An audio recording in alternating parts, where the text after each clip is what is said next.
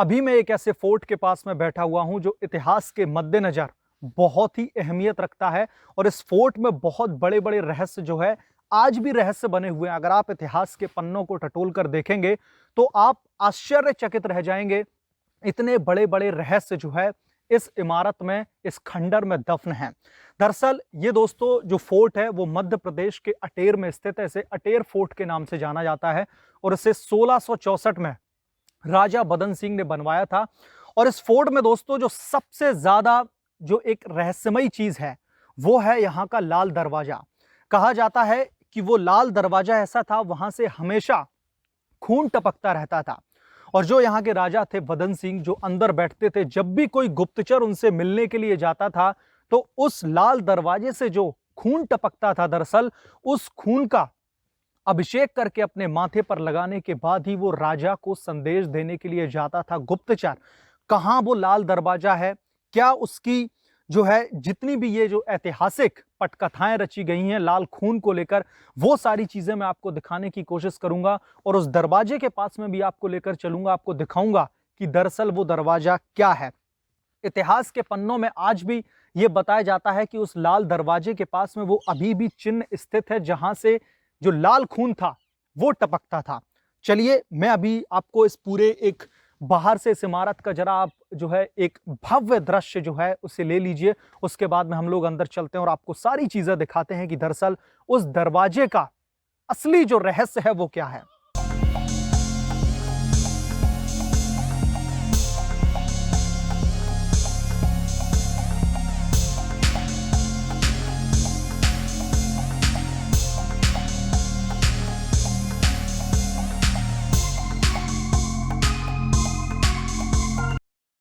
Finally मैं fort के अंदर आ चुका हूं। जो इसका मेन एंट्रेंस है वो मैं आपको दिखा देता हूं कि एक जो पुराने जमाने का जो लकड़ी का दरवाजा हुआ करता था एक वहां पर है, और जो मैं लाल दरवाजे की जो मैंने आपको बात बताई थी वो दरअसल उधर है। मैं अपने कैमरामैन से कहना चाहूंगा कि वो जूम करके आपको दिखाए। वो सामने ही लगभग 100 से 150 मीटर जाना है और इसकी जो ऊंचाई है, ऊंचाई की अगर बात की जाए तो ऊंचाई तकरीबन 60 से 70 फीट की होगी। जो अभी इसकी फिलहाल जो दीवार दिखाई दे रही है उस हिसाब से 60 से 70 फीट की ऊंचाई लग रही है। अंदर जाकर देखेंगे उस दरवाजे के अलावा और क्या क्या है।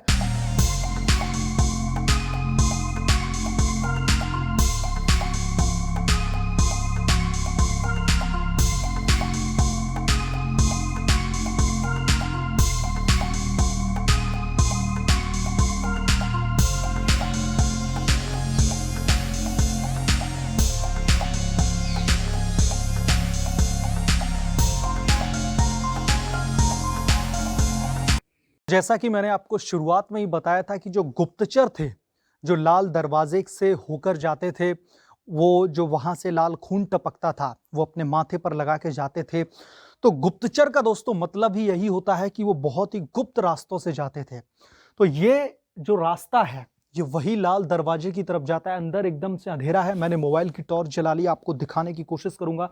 और इस गुफा के अंदर भी जो है बहुत सारी अलग अलग गुफाएं हैं, लेकिन मैंने यहां पर जब गाइड से पूछा तो उन्होंने यही बताया कि ये जो दरवाजा है, जो ये जो सुरंग सी आपको दिखाई दे रही है जहां पर अंधेरा है, वो दरअसल उसी दरवाजे की तरफ जाता है। यहां से कितना और दूर है मैं आपको दिखाता हूं। ये आप यहां पर देखिए, ये पहले की सुरंगें थी जो अब जर्जर हो चुकी हैं, गिर पड़ी हैं, यहां पर मिट्टी पड़ चुकी है। लेकिन आप इधर चारों तरफ देख सकते हैं जो पुरानी जो कारीगरी थी, दरअसल अभी भी अलमारियां वगैरह यहाँ पर बनी हुई हैं। और सबसे ज़्यादा मैं जो यहाँ पर फील कर रहा हूँ, जैसा कि कहा जाता है कि जो अपने ऐतिहासिक जो प्लेसेस हैं वो बहुत ज़्यादा ठंडी रहती हैं, क्योंकि पहले के ज़माने में ऐसी चीज़ें बनाई जाती थी कि जो यहाँ पर ठंडक रह रही है, बहुत ज़्यादा ये ठंडा है। और अभी एक ये देखिए, इस गुफा के अंदर बहुत ही ज्यादा अंधेरा है, अगर आप लोग देख पा रहे हो। और अंदर जो है बताया गया है कि एक रूम और है, लेकिन बहुत ज्यादा अंधेरा होने की वजह से मैं वहां पर नहीं जाऊंगा। आपको इसी जो है रास्ते से, उसी दरअसल दरवाजे पर लेकर चल रहा हूं जहां से गुप्तचर जाते थे जो है राजा बदन सिंह से मिलने के लिए।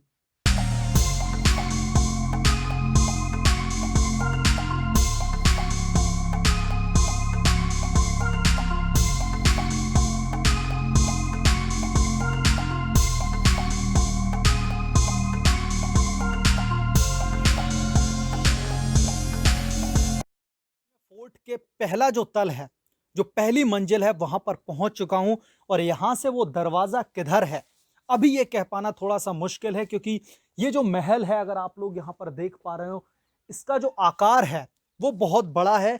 इसलिए बिना किसी गाइड के यहां पर जो है उस दरवाजे को ढूंढ पाना थोड़ा सा मुश्किल है। लेकिन आपके लिए हम उस दरवाजे तक जरूर पहुंचेंगे, क्योंकि जो इतिहास के पन्ने टटोल कर मैं आया हूं, जिस पर ये दावा किया गया कि वहां से लाल खून टपकता था और गुप्तचर जो है लगाकर वहां से जाते थे अपना अभिषेक करके राजा से मिलने के लिए, तो उस दरवाजे को जो है देखना एक तरीके से जरूर बनता है। फिलहाल आप जो है महाराज वदन सिंह के इस महल की जो है आकृति देखिए, बनावट देखिए, बहुत ही बेहतरीन। यहां पर उन्होंने उनकी जो डिजाइन है, आगे आप देखिए जो पुराने जमाने की घर की चौखट हुआ करती थी, वो सारी चीजें हैं। मैं अभी आगे बढ़ रहा हूं इसी रास्ते से, और जो कुछ भी होगा सारी चीजें आपको मैं एक्सप्लेन करते हुए चलूंगा। ये जो चौखट देखिए, जैसा कि मैंने आपको बताया था कि 1664 में इसका जो है निर्माण हुआ था, लेकिन जो पत्थर है ये आज भी मुझे लगता है कि अभी 1000-2000 साल भी इसका कुछ भी बिगड़ने वाला है नहीं, क्योंकि जो उस जमाने में भले ही शानदार जो है आज की टेक्नोलॉजी के जो कारीगर नहीं हुआ करते थे, लेकिन जो मैं यहां पर देख पा रहा हूं वो बनावट देखने से जो है साफ तौर से ये अंदाजा लगाया जा सकता है कि इसको बनाने में कितना टाइम लगा होगा, कितनी ज्यादा मेहनत लगी होगी, कितने मजदूर रहे होंगे। ये जो पत्थर हैं, अब ये मुझे लग रहा है कि कुछ टूटते हुए जो है चीजें यहाँ पर पड़ी हुई हैं। ये जो लाल लाल खंबे हैं, दरअसल यहाँ पर खंबे पड़े हुए हैं, और ये मुझे लगता है कि उस जमाने में एक बालकनी हुआ करती होगी, जहां पर राजा महाराजा आकर जो है अपने महल के बाहर का नज़ारा देखते होंगे। यहाँ से कैसा नज़ारा है महल के बाहर का वो भी मैं आपको दिखा देता हूँ।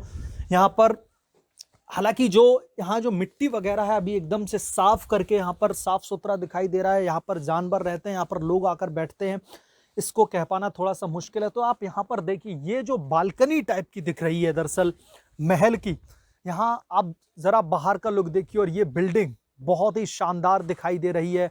और यहाँ पर मैं बार बार बोल रहा हूँ कि एक ठंडक का एहसास बार बार हो रहा है। यहाँ पर ये देखिए, ये जिन्हें हम आम भाषा में छज्जे बोलते हैं, लग रहा है ये छज्जे के जो है अस्थि पंजर एक तरीके से मैं कहूँगा कि उखड़े हुए पड़े हुए हैं। ये बालकनी मुझे लग रही है, यहाँ से बालकनी ही होगी जो अपने जो है महल का मैं कहूँगा बाहर से राजा महाराजा नज़ारा लेते होंगे, या फिर यहाँ से जब कोई दूर से किसी दूसरे राजा की सेना आती होगी तो ये जो लुक है, यहाँ से ये लोग देखते होंगे कौन आ रहा है, यहाँ इधर पहरेदार खड़े रहते होंगे।